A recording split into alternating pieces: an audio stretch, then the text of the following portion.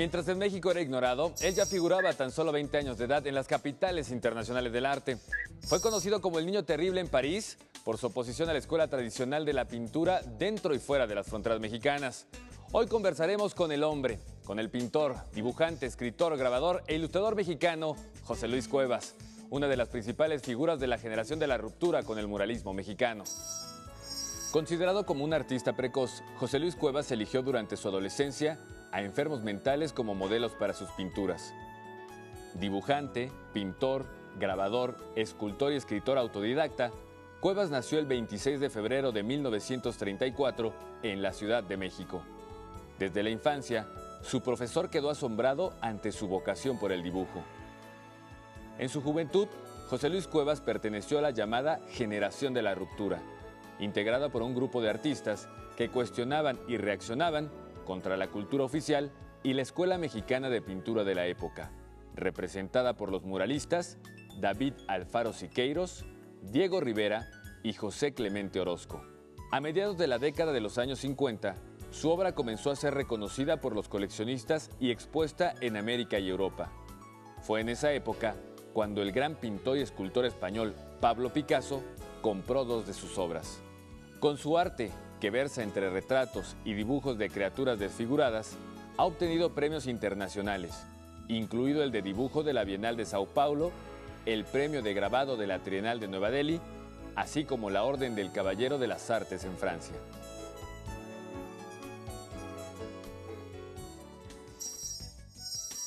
Una fábrica de papel y lápiz lo vieron crecer y un acercamiento de niño con el muralista Diego Rivera le confirmó su vocación por el dibujo y el arte.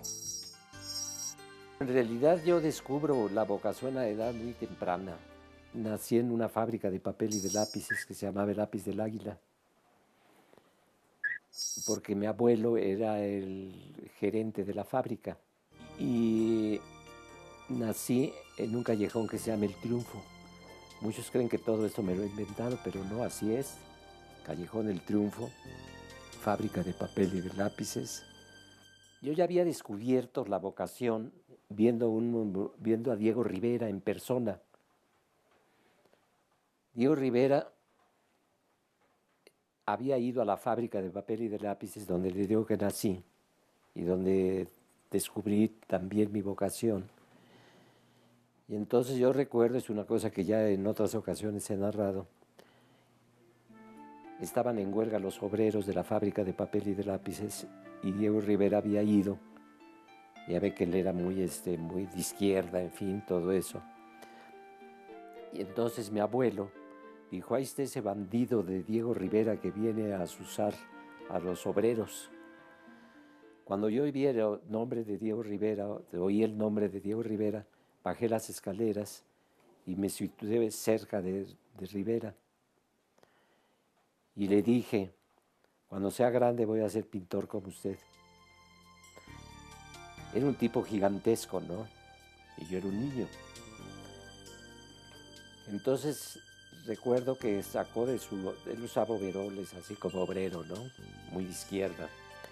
Entonces traía un lápiz gordo y me dice, te voy a dar este lápiz para cuando sepas dibujar lo uses y digas que estás usando el lápiz de Diego Rivera. Por supuesto no sabía que yo había nacido en la fábrica de lápices, ¿verdad? Desgraciadamente no conservé yo ese lápiz. Hubiera sido muy bueno conservar el lápiz de Diego Rivera, ¿no? Lo que me llamó la atención es que siendo un hombre muy alto, inmensamente gordo, hablara con una voz muy tipluda. No podría imaginar que iba a hablar con una voz ronca, ¿verdad? Pero no era así. Tome el lápiz que te da Diego Rivera y guárdalo, me dijo con su voz tipluda, ¿no? Y como yo pensaba que yo ya sabía dibujar,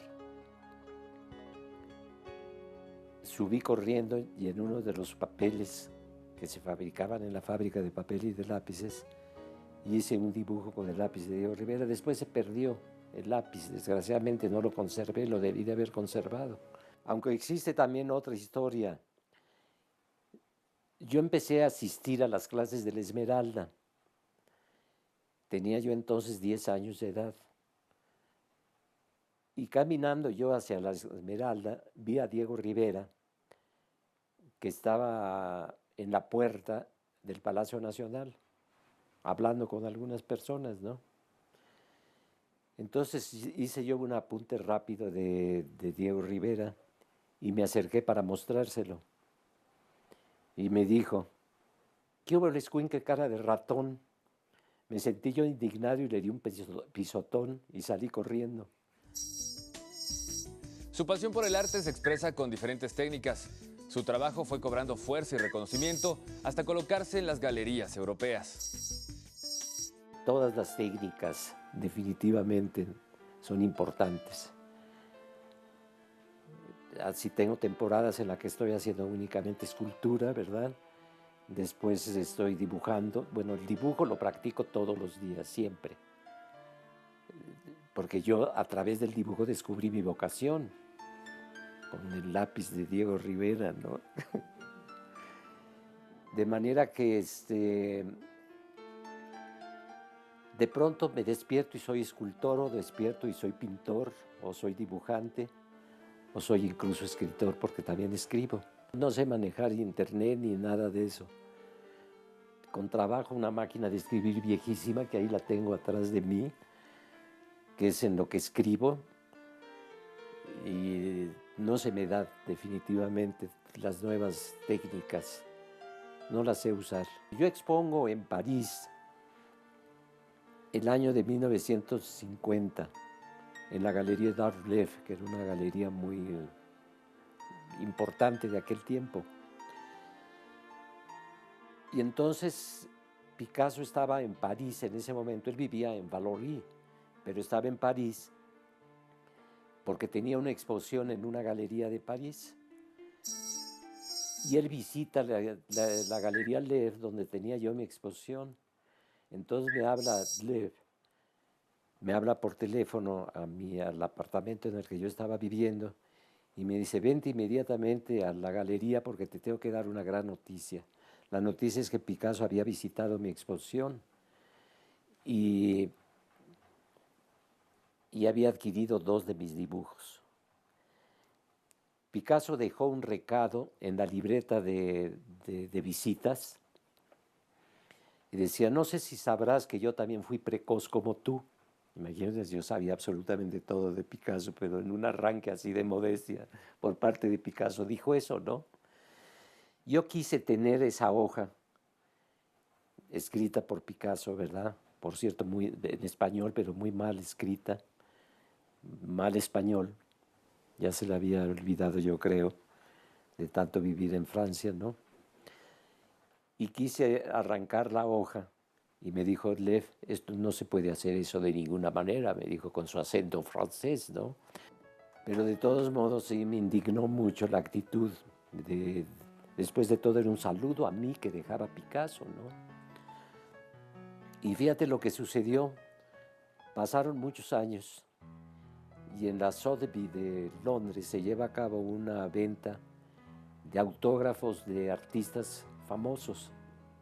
Y entre todos ellos estaba Picasso con la hoja en la que había dejado ese elogio a mí, ¿no? Y se estaba subastando a precio muy elevado. Se había vendido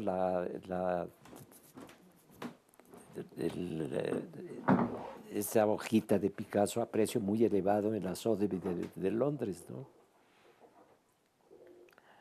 Por consiguiente no podía yo comprarlo porque estaba demasiado caro, ¿no? En su trayectoria, su contacto con distintos personajes de diferentes ámbitos ha dejado en José Luis Cuevas una influencia que se refleja no solo en su obra, sino también en su propia personalidad. Hay un libro que acaba de publicarse que es las cartas de amor amorosas que yo le he dirigido a mi esposa Beatriz del Carmen. Me mostró el color efectivamente porque yo me expresaba más que nada a través del dibujo, de la escultura, en fin, pero no del color. Y ella fue la que me enseñó a pintar. Si mi esposa es una magnífica colorista, ¿por qué no voy a aprovechar, verdad, que ella me enseñe a aplicar el color, ¿no? Así es. Otra historia de amor. Entonces, eso se vale, ¿no? Diego Rivera muchas veces tuvo ayudantes que lo ayudaban a hacer sus pinturas, sus cuadros, ¿no? Y posiblemente él ayudaba a pintar a Frida Kahlo. Porque es imposible de que Frida Kahlo, dado su estado de salud, haya podido pintar las dos Fridas, que es un cuadro muy grande. Ahí se ve la mano de Diego Rivera. Bueno, esto lo empecé a usar estando yo en Los Ángeles. Estaba yo haciendo una exposición y conocí a un actor de cine de Hollywood que se llama Gilbert Roland. Entonces Gilbert Roland en todas sus películas aparecía con una cosa de estas de cuero, ¿no? Y tenía toda una colección de... Y yo las estaba viendo porque las tenía puestas en una vitrina. Y me dice, ¿te habrás dado cuenta que yo siempre en mis películas aparezco con una pulsera de cuero? Te voy a regalar una, porque me ha traído muy buena suerte, sobre todo con las mujeres. Me entregó una. Desde luego que esta no es la misma que me dio Gilbert Roland, ¿no? Pero tenía razón. Sí me trajo suerte con las mujeres. José Luis Cuevas no ha perdido su postura crítica. Así como se atrevió en los años 50 a ir en contra de la escuela tradicional de la pintura, ahora lo hace también con las nuevas generaciones de artistas mexicanos, de quienes asegura han caído en modas a las que califica como absurdas. No hay propuestas, no hay absolutamente nada, hay tonterías. Hay definitivamente tonterías. No hay buenos artistas por el momento, ¿no? No ha surgido un José Luis Cuevas desde hace muchos años. Esto parece un poco pretencioso, pero así es. La generación de la ruptura fue definitivamente importante, ¿no? Yo Orozco lo admiraba muchísimo. Era el artista que yo más admiraba de los mexicanos, definitivamente. Pero al paso del tiempo empecé a admirar ciertas obras de Diego Rivera, que no era tan malo como yo decía que era, que después de todo tenía sus méritos, Diego Rivera, aparte de haberme regalado un lápiz para que yo dibujara, ¿verdad? Tenía sus méritos Diego Rivera.